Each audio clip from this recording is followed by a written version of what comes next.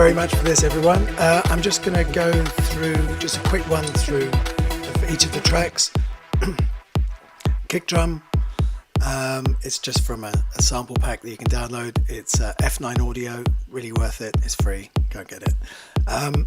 Minimal processing, essentially just using Decapitator, and on the EMI setting here, the EMI desk, and generally sort of quite low in terms of saturation. You could make it go quite hard, but I'm not really that sort of person, so there we go. But it's good for anyone who wants to go in that kind of direction. It's very little processing, as I said. Other than that, the F9 kicks are kind of already processed, so if you're going to process them more, they'll come out quite hyped. I've actually got, this is the original bass line here, which is on the Monosequencer. So in the beginning, it starts with a number of step patterns, which ultimately I've sort of created some gates and just kind of moved it around. It's transposed down, it's transposed down 8 semitones and so on. It's the Moog House preset, which is in the simpler, if I remember correctly. And then what I did do was split it into 3 bands, low, mid and top. So the low, so basically soloing each of the frequency bands within their own multiband compressor, and it just basically means that I can treat each band kind of separately. One of my favorite kind of sub-bass plugins is this P&M, the Clarisonics, which you can control quite a lot of sub from, and give it quite a lot of focus, but you also get this clarity button if you're using the full range. I mean, if in the beginning I started off with it as full range, but then I moved it over to just the low end. So the top end is here in this third one. Oop, turn the wrong one on.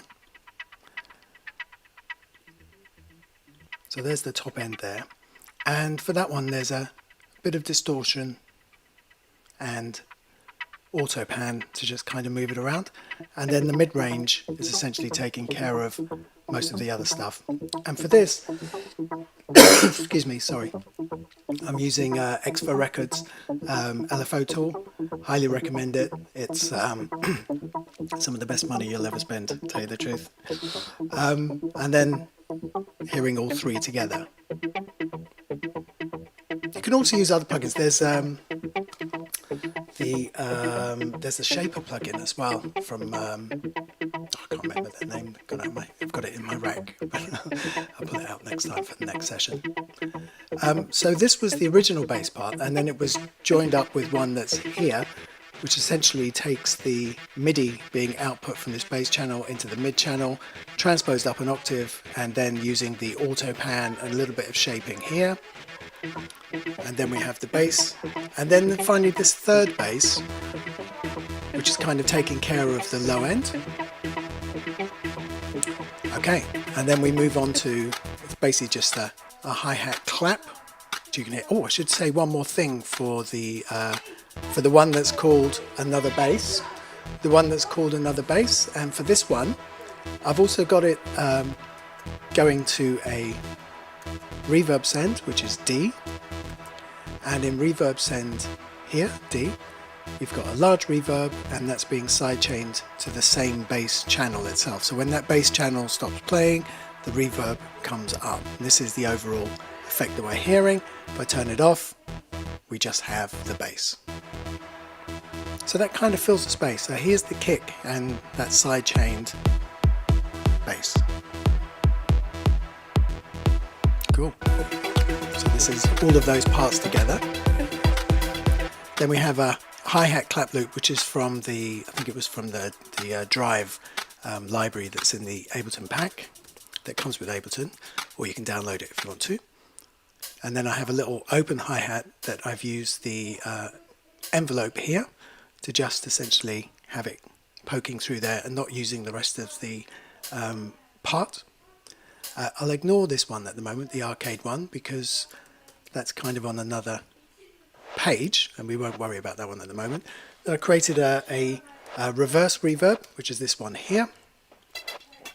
And then I have what was originally a horn sample from Elab, and then this horn sample has been EQ'd various times using Decapitator, the pitch me to sort of widen it out, and then camel fat, which is essentially the plugin that is creating the rhythmic overlay that you're hearing, and then together becomes that.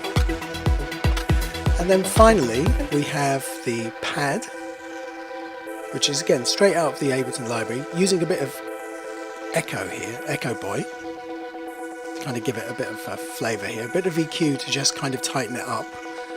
And then I'm using erosion here, being swept by the LFO so that it sweeps through the frequencies, and again the use of depth and offset to sort of ideally sort of shape it within a particular area. That I don't want it to go through the whole of the frequency spectrum, I just want it concentrated in a particular area. And then finally here with the arcade, which is on the arrange page, it's over here. And it's this weird sound that you hear that goes like that.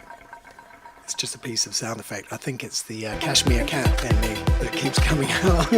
Some kind of Foley that's just kind of in the background.